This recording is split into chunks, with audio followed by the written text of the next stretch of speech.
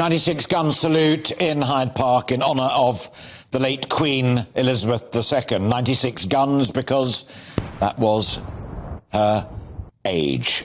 We are awaiting her successor, Charles III, to speak within the next half hour or so. In the studio with me now are David Starkey and also a dear friend of mine who I've known for a long, long time, Nicholas Owen, another former court correspondent. I'm going to ask both of you, as we enjoy the final shots of the artillery there, to reflect briefly, if you would, on Parliament at its finest, where differences of opinion are, at moments of national focus, laid to rest. Brilliant wit from Boris Johnson about her Polestar radiance, but also Harriet Harman singing her praises. Sir Keir Starmer, who has many within his ranks who are Republicans, but still singing praise, and even the leader of the SNP. A great parliamentary moment, David. Yes, because, of course, it's why we have a constitutional monarchy. And this seems to me to be one of the points we're almost forgetting.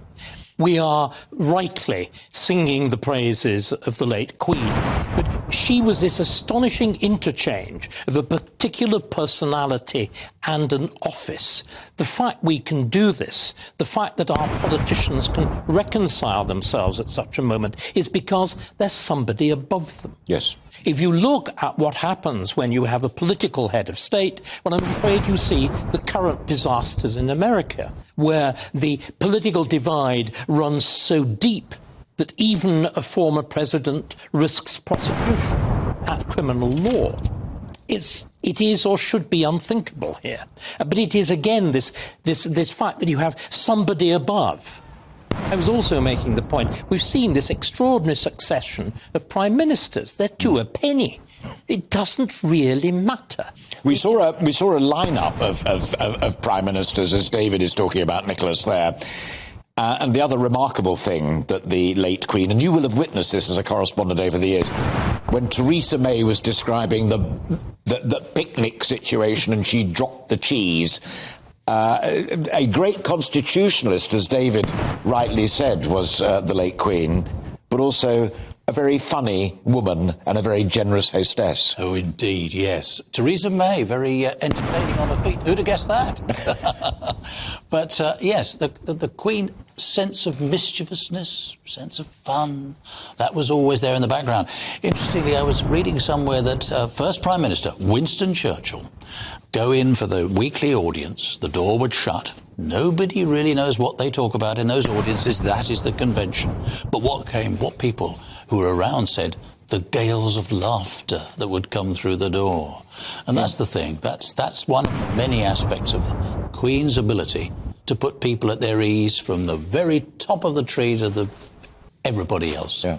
But that depth of knowledge, David, as well, the Prime Minister, the current Prime Minister, Liz Truss, in her address at the beginning of those parliamentary tributes, spoke of the late Queen's deep understanding of government, and she would share her experiences of government even in those final days.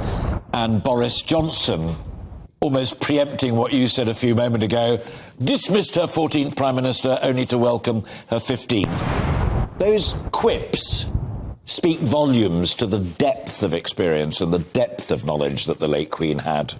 She had clearly a staggering memory, and it was a memory that operated on big things and very small things. She, I know from my own bitter experience on one occasion, remembered particularly when you'd done something wrong and slightly teased you about it. But equally, an astonishing memory for detail. I was taking her around an exhibition that she actually enjoyed, unlike a previous exhibition that I'd taken around when clearly, within the limits of royal decorum, she was bored stiff. But in the exhibition I was taking her around, we showed her a picture which was, the exhibition was on the Thames, on the River Thames, and there was a view of Somerset House and the embankment and the river. And there was a tiny tiny group of soldiers walking in front of, or marching in front of Somerset House. Now, I'd looked at it, I'd written a caption, the expert curators had written a caption, and we'd all missed the obvious. And what did the Queen say? Ah, Dr. Starkey, why isn't it in the caption that that was the bank picket? Until recently, the bank was guarded by a detachment of the guards. Yeah. She knew it, we didn't. So it's this astonishing grasp for particular detail, but at the same time, the experience of not simply the meeting, not simply the talking to politicians, but reading. The Queen, I think, probably in her life, never read a book, but she read the state. That was Prince Philip with a magnificent library. But the Queen read her state papers daily, weekly, and she remembered. I'm so glad you said that, because it was referred to several times in those parliamentary tributes about her doing her red boxes. Those are the big, chunky, red leather ministerial boxes that they all get.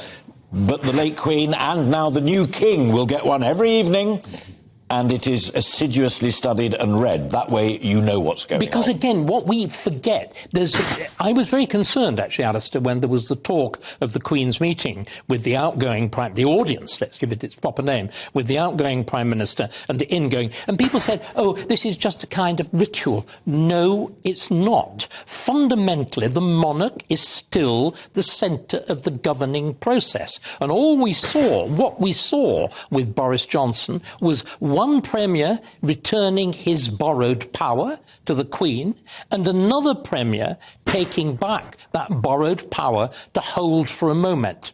And it's this delicate balance between monarchy and democracy, which is what we're celebrating. And talking of democracy, that's the crowd that turned up in Hyde Park to see the Royal Horse Artillery fire those 96 shots. When they finished, you saw the troops scurrying around.